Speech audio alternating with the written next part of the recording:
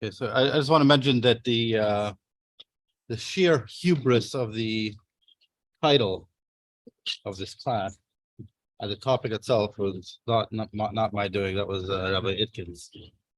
53 chapters of Tanya in 50 minutes. It's a little bit of a undertaking. That's a little bit too much to chew. Which is it's the egotism of that statement is already wildly outstanding. It's known that a statement of Levi Yitzchak of Berditchev, the Berditchever, once said that the Balatani, the Alter Rebbe, he took a great God, he took a huge God, and he put him in such a tiny book. So that's what Tanya does. Tanya is essentially what it does. It's encapsulating, so to speak, Hashem himself into 53 chapters. So to further encapsulate that huge God from 53 chapters into 50 minutes is to give God a minute or two. But so we're not gonna attempt to explain all of Tanya, but perhaps some central themes in the Tanya, some central themes of the work we'll be able to, Be'ez Hashem, bring out a little bit, appreciate a little bit. Now, there's a fascinating mimer of the Alter Rebbe himself, where the Alter Rebbe himself kind of encapsulated many chapters of Tanya into 6 paragraphs, 7 paragraphs. It's known the Alter Rebbe, when the way Tanya was written over a period of 20 years, and in those 20 years, essentially, the Alter Rebbe said a tremendous amount of Maimarim of Chassidus, and those Chassidus it was set in different ways. First, there were small Torahs, then a little bit bigger until they became drashes, until Maimarim like we have in Torah Or. But what's fascinating about learning, let's say, the Maimarim Hakatsarim of the Alter Rebbe, vis-a-vis, and when you compare it to the Maimarim of the Alter Rebbe, how they are in Torah or Likutei Torah, is that the Maimarim, how they are in the more famous books of the Alter Rebbe, Torah or Likutei Torah, that's edited. Those, the Tzemach Tzedek took thousands upon thousands of Maimarim, and he chose the choicest Maimarim, and he edited them, and he put them in a sefer. When you study the Maimarim of the Alter Rebbe, they are, let's say, in Maimarim Hakatsarim and the like, you could really see the way Tanya developed. You could see the unedited, so to speak, the unedited scripts of the Alter Rebbe, how the Alter Rebbe would say Maimarim, and how these various thoughts, if you reflect on them, you could say how they became entire chapters of Tanya, they became entire philosophies. So this small mimer over here, it's a pithy mimer of 7 lines. But at this pithy statement, to this little aphorism, almost a little Torah, it's almost the crux, it's the central themes of half of Tanya. So the Alter Rebbe says like this. Let's start from the second line of this first mimer. The Alter Rebbe says, "La'olam yasim adam atme karasha." A person should always place himself and see himself as a rasha. And it says also, a person shouldn't look at himself as a rasha. Gam Razal, also a rabbi, is a blessed memory, said, Adam, a person should be tremendous, humble, of a humble spirit before all people. Afilu l'katan, even to the smallest of individuals. Machmas is due to the fact sheroya boy es harashaloi. He sees in his friend his own evil. V'asimcha tehei, a person should be joyous because of Yismach Yisrael ba'oisav ki tachlis briyat ha'olam shiel hakadosh baruch hu dir b'tachleinu. A person should be happy in doing Hashem's actions because the epitome, the purpose, the goal of the creation of the world is that the Eibishter, that the Holy One, blessed be He, should have a dwelling place in the terrestrial abode. V'yizboinen, and a person should contemplate as a shamayim v'sa oretz anim mole. A person should contemplate the heavens and the earth. I God, fill them all. and everything before God is like nothing. And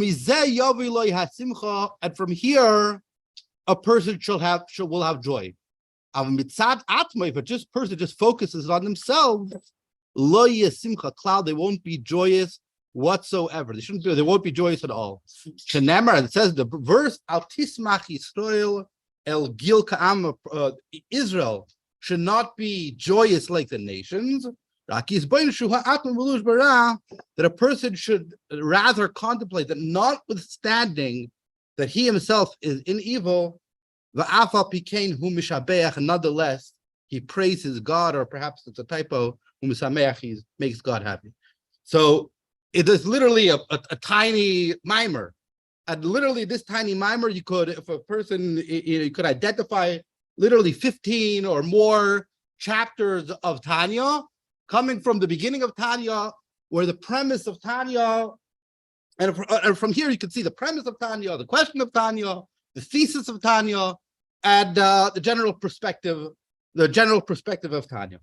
And essentially, the perspective that is expressed over here is the essential question that a person should look at himself as a Rasha. And the Alter Rebbe says that it's true that a person should always be humble and realize that, and notwithstanding their own negativity, they should be happy, which is chapters, goes from first chapters of Tanya to the chapters 30 of Tanya, 31 of Tanya, 32 of Tanya, 33 of Tanya, and this pointless is the end chapters of Tanya, etc., etc. Which means to say as follows: when we think of Tanya, and we think of the Sefer of Tanya, the book of Tanya, the bombastic thing, the bombastic idea that Tanya sought to create is that Tanya is really the democratization of Avodas Hashem. Which means, until then, if you look at Sfarim, if you look at books that focus on Avodas Hashem, from Rishonim to the Alter Rebbe's times, from Hamaspik Avodas Hashem, or Choyv V'Salavavis, or Reishis Chachma, or Shara Kedusha from Chaim Vital, or all the other books, they're focused on a very select group of individuals. They're focused on a person who's trying to be a tzaddik, that a person who's a perfect individual, and essentially they're all the works until the Alter Rebbe, there were perfect individuals written to perfect people, explaining to them how they could be more perfect. The Alter Rebbe, on the other hand, he wrote the book written by is the perfect book, written by the perfect person, explaining to the imperfect person how it's because of his imperfections that he is perfect. That in his imperfections he is perfect. Which means to say as follows: until the Alter Rebbe created a paradigm shift in all of Avodas Hashem. Until the Alter Rebbe, we knew that if you want to serve Hashem, there's this epic cosmic battle between the various forces that are within man, that inhabit the Olam Katan, that inhabit the small city, which is man. And if you want to serve God, you need to vanquish the enemy and conquer the city to serve God. You need to be a tzaddik. You have a Yetzer Hara, you have an evil inclination, and if you want to serve God, you need to vanquish that evil inclination. So obviously, there's only a few select people that have the ability, the wherewithal, the time, the patience, the focus, the energy to be able to attempt such a daunting and challenging task. Be a ish, the kikapayim of Ali, who could ascend the mountain of God? Only the few. It's not everybody. But the Alter Rebbe says, but the Alter Rebbe has a premise that is a contradictory premise. It's a paradoxical premise. On one hand, he tells the Oved Hashem that every single person could serve God, which means we're democratizing it. We're saying that every person is not because you can't be a tzaddik. Just because you can't be a tzaddik does not mean that you have no ability to serve Hashem. You don't need Which means he takes away what was until then considered an integral facet of serving God is the conquering of your Yetzer Hara. He says, no, we're going to take that part away. You don't need to conquer Yetzer Hara. Which means the Beinoni, what the Alter Rebbe introduces in Tanya, as everybody knows, everybody's heard of Tanya before, is the Beinoni premise, the Beinoni thesis, that we're not, instead of saying that there's a tzaddik and there's a rasha, that there's the perfect man, there's the pious man, and there's the evil man. The Alter Rebbe introduces this third category, the Beinoni category, this person that's in the middle, this middleman. And what this middleman is saying is that you could live with a dual identity. You could live in a dual identity where you have two seemingly opposing forces within yourself, and they're both able to both live within the person at the same time, and it's not going to move 1 inch. You're not going to vanquish it or kill it or move it away from you at all. And notwithstanding that, you could be the ultimate servant of God, bar none. As I forget which Rebbe said, one of the Polish Rebbe says that with the Tanya, a person could be a chassid like Avram Avinu. That with Tanya, you could reach the greatest heights of chassidism, which means it's for everybody. It's for everybody because we've taken away the clause of vanquishing evil. Right? That's the first premise. Now, the other premise, the other flip side of the coin, is that you would say, okay, this is a sefer of Beinanim. It's a sefer that's only written. It's written not to the elite. It's written to the amcha. It's written to the general folk. It's saying that everybody before, it used to be that service of God was only in the hands of a small class of Jews, but now we've opened service of God to the masses.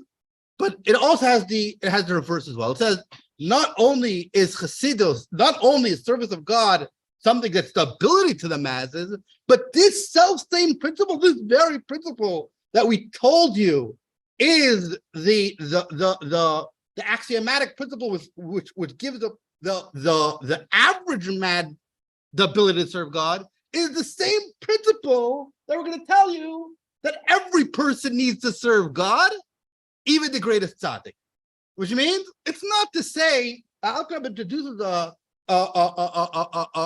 perspective of Tanya which is often overlooked, that Tanya was only opening. What Tanya did was open Chassidus, where there was opening a service of Hashem to everybody. But truthfully, on a deeper level, the Alter Rebbe was reframing the avodas Hashem of a tzaddik as well. It says about Hillel Parisher, that Hillel Parisher, it says before he reached the age of bar mitzvah, he was already baki in Kabbalah. He was already studying Eitz Chaim. He said about himself in his later years that before he saw the Tanya, he had thought that he was already a tzaddik. That he thought already that he was a great tzaddik. Okay, when he saw the Tanya, then he realized that I haven't even begun to become a Beinoni. Which means the opening statement of Tanya begins with a paradox. The opening statement of Tanya is to hate tzaddik, v'al tihi rasha, v'afilu kol ha'olam kula omer lecha tzaddik ata, hayeh beinecha k'rasha. Which means be a tzaddik, don't be a rasha. Even if the entirety of the world tells you that you're a tzaddik, you should look at yourself as if you are a rasha, which the Alter Rebbe goes up to explain that it doesn't mean as if you're a rasha, but it means as if you're a Beinoni, which means that the service of the Beinoni is not something that you're going to reach a certain step in avodas Hashem and you're going to graduate from, but no, the premise of the Beinoni, the premise that I'm not a tzaddik, I'm a Beinoni, that is the premise of the avodas Hashem that a tzaddik needs to have as well, which means no matter what level of Avodas Hashem you reach, no matter what mountain you've conquered, you should always look at yourself as if you're on the first step. We see this by the Alter Rebbe himself. The Alter Rebbe, when he was the author of the Tanya, and in later years he was studying Tanya. And one of his Chassidim came to him and he said, "You're studying Tanya too?"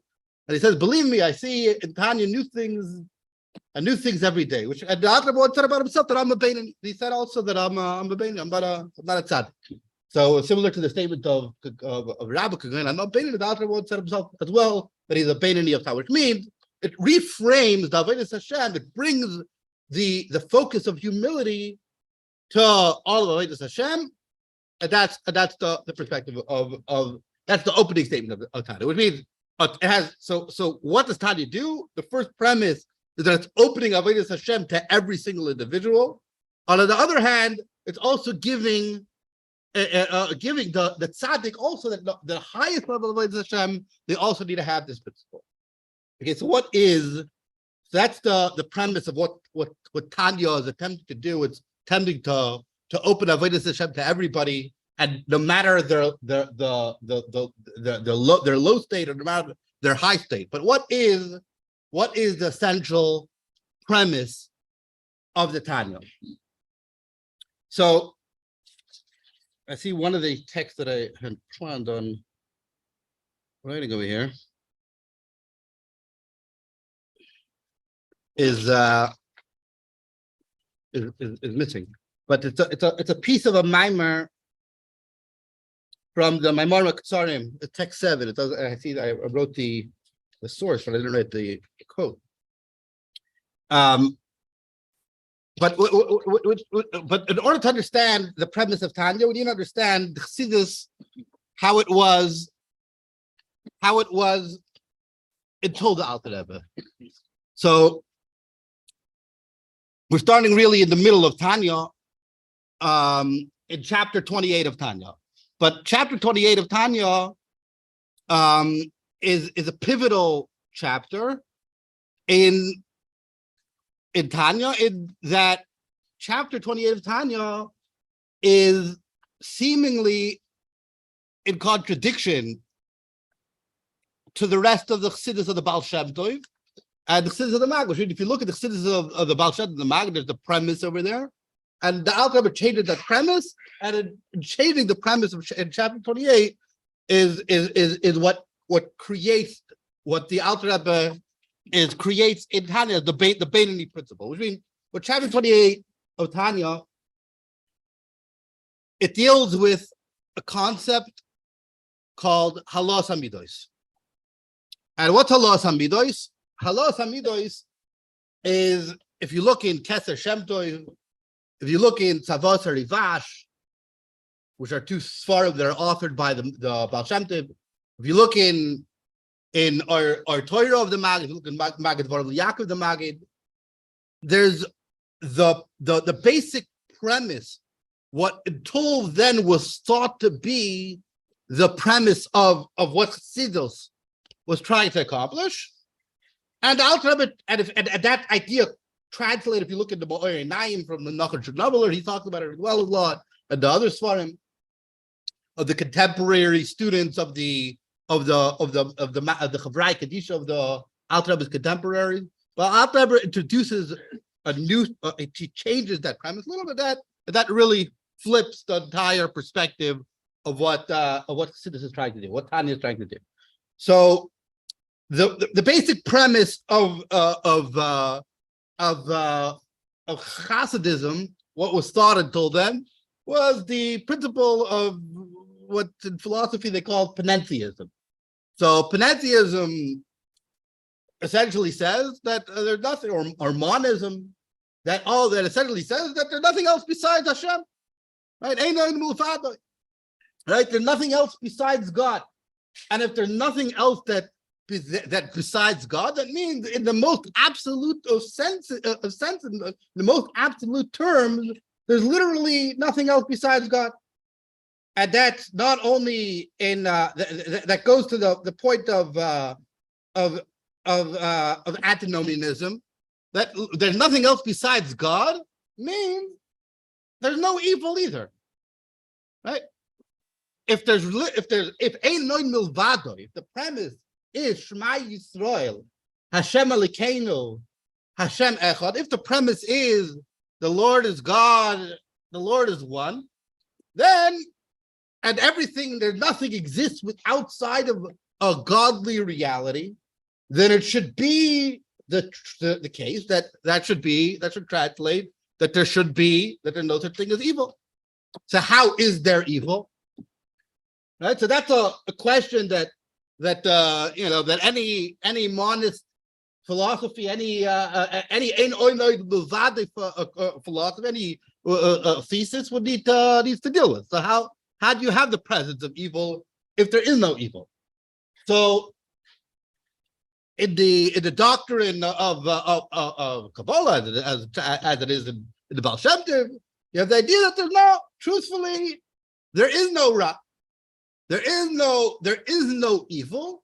There's what there is a problem in your translation, right? There's a problem in the way you translate what's happening, which means when you're experiencing certain stimuli, you're experiencing a certain thing. If you don't have the ability, if you're in a small reality, so you can only imagine something that's in the extremes of your imagination. Something that you can't imagine, you're going to see in a totally different way. You're going to translate an experience that you can't understand differently than actually happened. Which means if a child sees something that is not that that only an adult could understand, they're not going to translate it. They're going to translate it in childish terms, and with misinterpreting what's actually happening. So that's what happens in Ra, which means when we're experiencing Ra, when we're experiencing evil, we need to realize that what we're experiencing, we're mistranslating truth, right? So if you're going to mistranslate truth, so you should retranslate. So the Ein Milvadai doctrine tells you that the focus should be on halas hamidos. You should reframe the reality of what you see to reframe that into a truthful reality. So what that means to say is that if you're a person that's confronted with lust and love and to things that to emotions that you shouldn't have, you should know that all these emotions are fallen emotions. They're not right. You're living in your little reality, but you should know that what's all this love that fell, it's Avodah Eibusher. The only thing that really exists in the world is love of God, is fear of God. So therefore, don't fear this broken system of what you think is worthwhile of fearing. You should fear and love what's much greater, or the true love, the true thing that's worth fearing and loving. You should fear and love the Eibusher himself. So that's halas hamidos. That's uplifting the broken emotions from their fallen state to retranslate them and re-experience them in their idyllic, their idealistic state of love and fear of the Eibusher. So the Alter Rebbe, this is the basic premise of Ein Milvado. Now the Alter Rebbe says, notwithstanding that this is the premise of Ein Milvado, this essential point is the strongest point that the Misnagdim feared, right? Well, what would mean when the Litvische world, they feared when they saw Hasidism. One of the things that they were most scared of is this perspective. Why?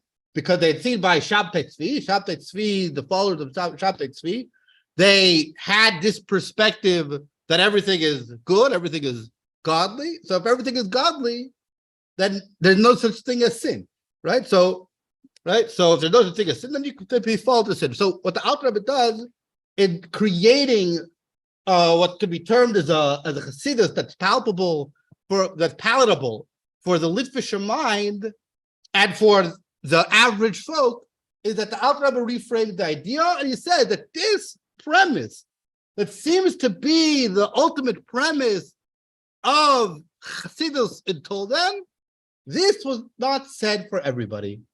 Right? The Alter Rebbe said, in chapter Chavchaz, he says, "Alti Yishoita, don't be an idiot to actively engage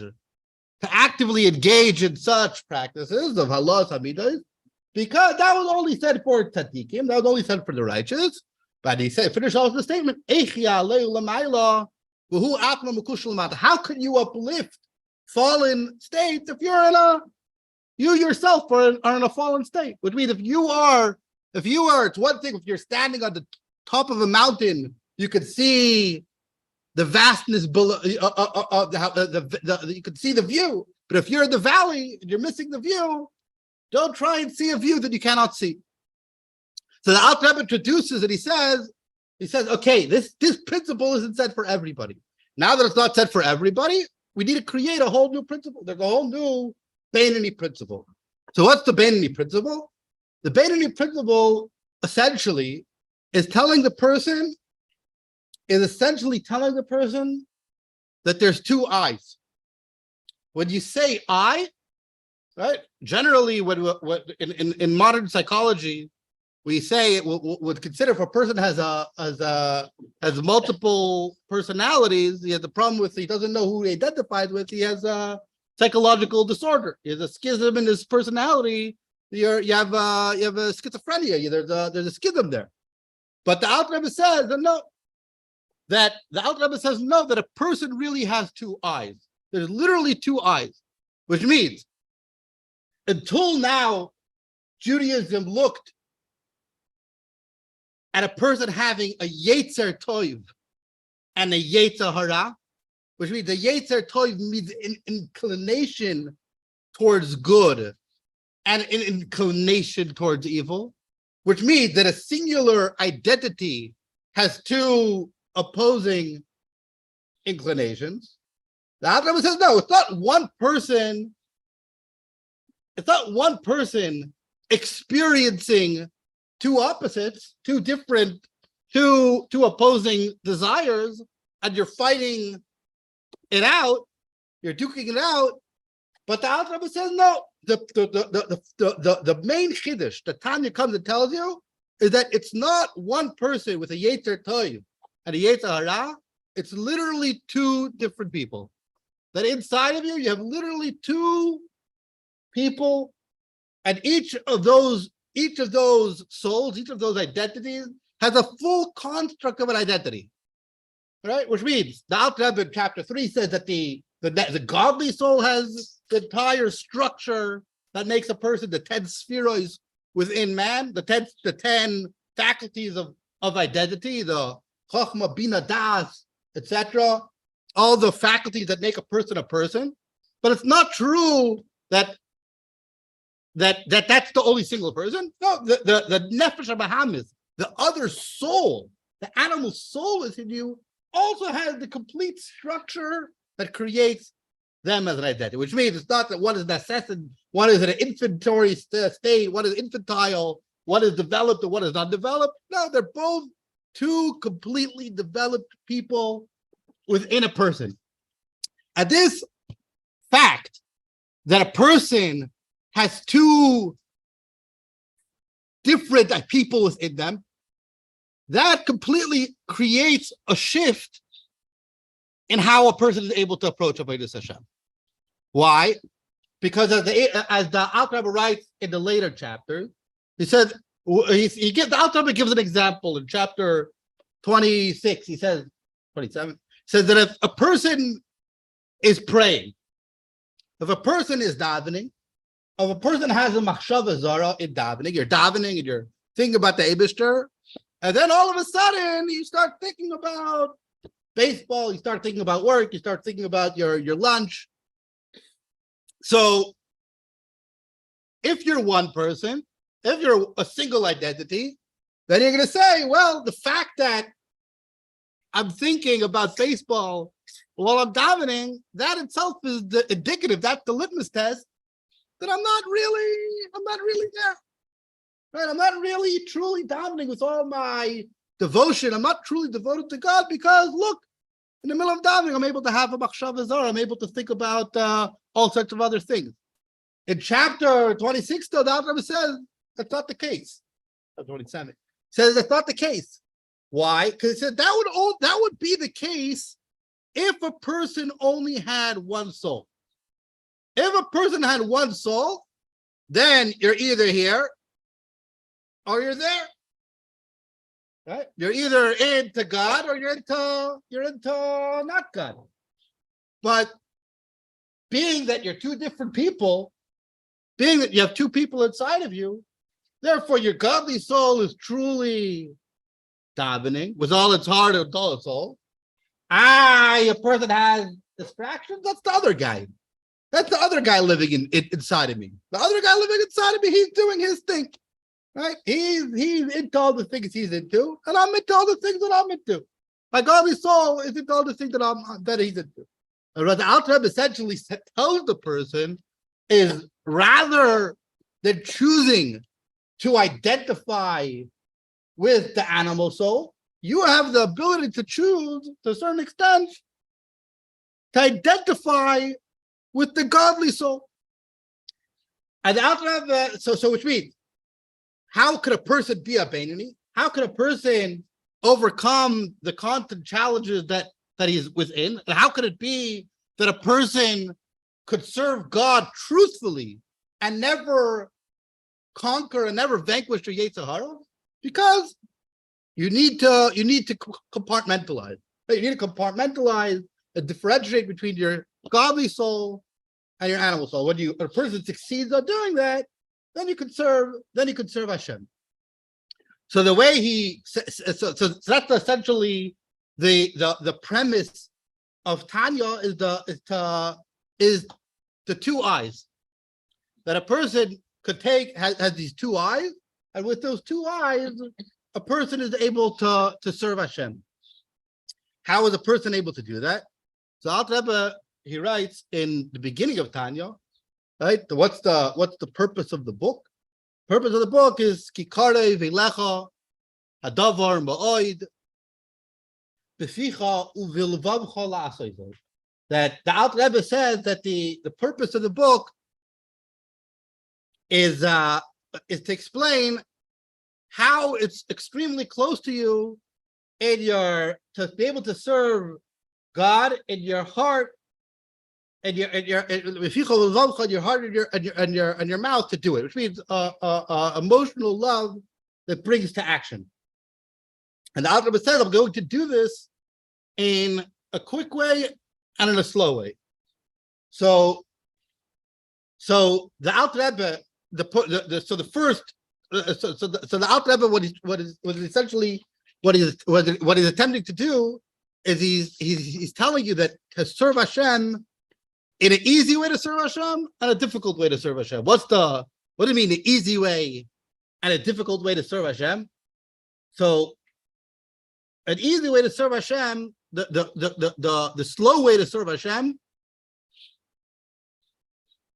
is that a person needs to create a love for Hashem. The difficult way, the quick way to serve Hashem, is to amplify a love that you already have. So in the structure of Tanya, the first 9 chapters explain the basic way that a Jew is formed in. Then until chapter 17, he tells you the quick way to serve, the difficult, slow way to serve Hashem, and then at 17 to 25 tells you the quick way to serve Hashem. Which means the first way to serve Hashem is that a person doesn't. Which means what's the difficult way to serve Hashem is that a person has. If you don't love Hashem, you need to construct a love, which means to create to create a reason, to create a philosophy of loving Hashem, which means that the Alter Rebbe introduces this the idea, the concept of meditating on God, and then meditating on God in a way that you're creating a love for God, which means the first way of loving Hashem is telling a person who's an intellectual that a person who's an intellectual focus on ideas about Hashem's greatness. When you focus on ideas of Hashem's greatness, then you'll develop a love for Hashem. afterwards, the Alter Rebbe says that it's not always possible. It's not always possible to serve Hashem, to develop a love for the Eibishter, because some people they're naturally stunted. They're not able to develop something that they don't have. So the Alter Rebbe introduces in chapter 19, and he says in chapter 19, he introduces the concept that every person already loves Hashem. Right? The Alter Rebbe introduced in chapter 19, he explained to us that every single Jew already has an inheritance from our forefathers, already from Avraham Avinu. We already do love Hashem, but he compares it to the flickering flames of a candle. He bases it on the pasuk Kiner Hashem Nishmas Adam. The soul of man is like the candle of Hashem. And I'll explain that just like a flame is always flickering to its source and always trying to come off the wick, and it's always going up, so too is the soul of man. He's always naturally trying to search and connect to God because it already had this innate connection. Which means that rather than developing, love of Hashem is not something, it needs to be developed. Love of Hashem is already something we already have in our identity. And the only thing is, we need to amplify it, right? And the Alter Rebbe explains to us that goes throughout time to explain how to amplify this love of Hashem. Now, that's basically what we explained till now. In Tanya, we've covered the first maybe 35 chapters of Tanya, which we did in what we spoke about. It's covered concepts, covered ideas that go to the first 35 chapters of Tanya, which means what is the framework that makes up man? What are the ways to develop? What are the two ways to develop love? What are the challenges, or how to create it, get to humility? What's fascinating about the Tanya, though, is that until chapter 35, until chapter 36 of Tanya, the Alter Rebbe doesn't tell you the why. He doesn't tell you why you're serving Hashem until chapter 36, and then chapter 36, 37, and really till the end of the book is the Alter Rebbe developing and explaining to you the whole purpose of Avodas Hashem and what you should think about to get to this love and how awesome it is to serve Hashem. And a person could think to us like, if I'm going to write a book, I should first try to convince you the objective of the service, and then a person should tell you the how, right? But the Alter Rebbe first starts with the how, and only afterwards does he say the why. Only in Perek Lamed Vav does he say that the purpose of the entire world, the purpose of everything, is to create a dira lo yisbarach b'tachtonim, is to create a dwelling place for God. And he explains the importance of doing mitzvahs, and he explains that every mitzvah person does, they create a dwelling place, and even when a person speaks Torah and learns Torah, they bring godliness into the world in later chapters. And he got essentially the ideas that he goes on until the end of Tanya, until the end of Tanya, which means in chapter 51, he's talking about how to bring the Shekhinah, that the purpose of it all is to bring the Shekhinah, Lamata, bring the divine presence into this world, and the divine presence dwells in the Kodesh HaKadoshim, in the Holy of Holies, right? So if a person, when you think about it, it could be a little bit bothersome, right? Why are you writing a book and only explaining the reasons, only explaining only explaining the purpose only in the later chapters? First, you would start with the beginning and then go to the end. But perhaps one of the reasons is it's that the Alter Rebbe got it from what we see by the Jewish people themselves, and that's really the beginning of Tanya. That we know that the Jewish people, when they began to serve Hashem, and Hashem asked them if they want the Torah, they first said Nasa, they first said we'll do, and then Nishma, then we'll hear. So too in the Tanya, the primary premise of the work is the la'asoisoi, to do the kikare vilecha adavar ba'od b'ficha v'alcha la'asoisoi, which means the purpose of all the love and all the b'ficha is the action, how to do, and only afterwards we explain how to the purpose of what is accomplished by doing it. So in chapter Mem Vav, the Alter Rebbe, in chapter 46, the Alter Rebbe says the tremendous point of what's accomplished of what a person should imagine about doing the Torah mitzvahs is that a person should which helps a person realize the great love that the Eibusher has for us and a reciprocal love that we should perceive by doing it is that just like imagine a person would imagine you have a great king that essentially goes into the village and he finds some village girl essentially, and he brings her like a fairy tale. He takes her to his palace and he brings her cheder. He says, "I choose you to be my wife." The great kings chooses the simple villager.